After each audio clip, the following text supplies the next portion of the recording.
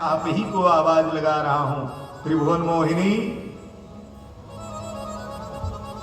पूजा मैया ने सोचा लग रहा है कोई बहुत बड़ा पागल है, जरा इसे देख लेना चाहिए कि है कौन।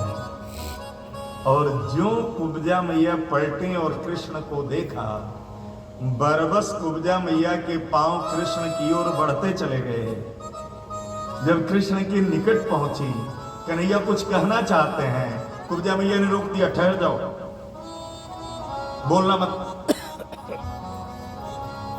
दाऊद ने कहा अब चुप ही रहो, कहीं तुम्हारी बात इसको बुरी लग गई हो, कहीं ये हाथ लगा दे तो तेरी बेइज्जती हो जाएगी। कन्हैया मौन। कुब्जा ने सुंदर श्री का तिलक लगाया,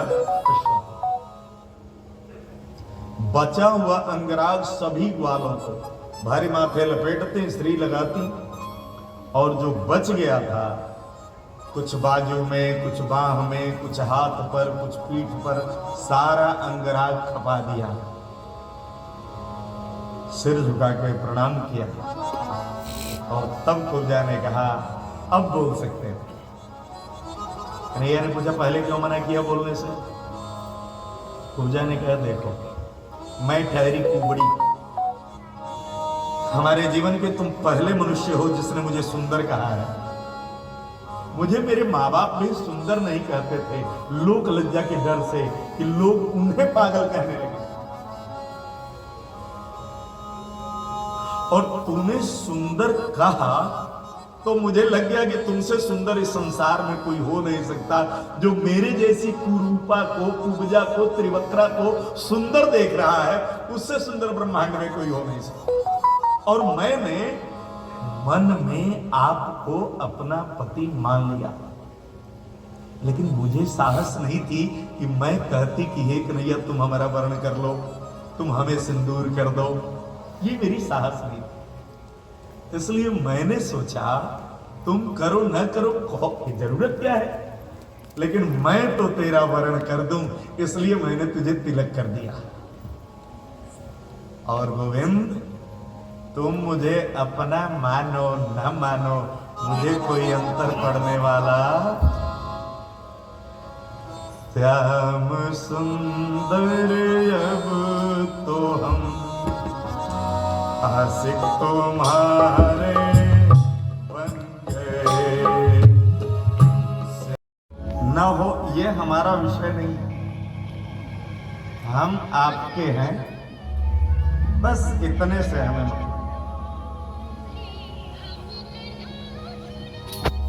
दाऊ ने पूछा अगर गोविंद ने ना अपनाया तो? कुब्जा ने कहा पहली बात तो ये ना अपनाए ऐसा संभव नहीं है। दाऊ ने पूछा कैसे? बोले जिसने पूतना को अपना लिया वो मेरा त्याग क्या करेगा? और दूसरा अगर न भी अपनाए ना तो मैं अपना काम पूरा कर लूंगी। कैसे पूरा करोगी? बोले ध्यान भर देखेंगे तुझको, फिर समझ लेंगे ये हम, मन बना वैकुंठ आंखें, वैकुंठ द्वारे बन गए। श्याम सुंदर अब तो हम आशिक तुम्हारे बन गए। कन्हैया बलराम जी की ओर देखे। दाऊ भैया ने कहा सुनो, जो न मांगे उसे उसके औकात से अधिक देना चाहिए।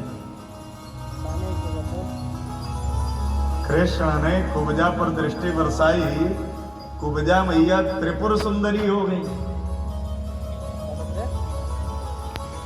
और कन्हैया ने कहा हे देवी आप जाकर दतिया में विराजमान करो। वर्तमान में दतिया है, वहां जो पीताम्बरा मैया है ना, कुब्जा मैया को ही कन्हैया ने त्रिपुर सुंदरी बनाया था।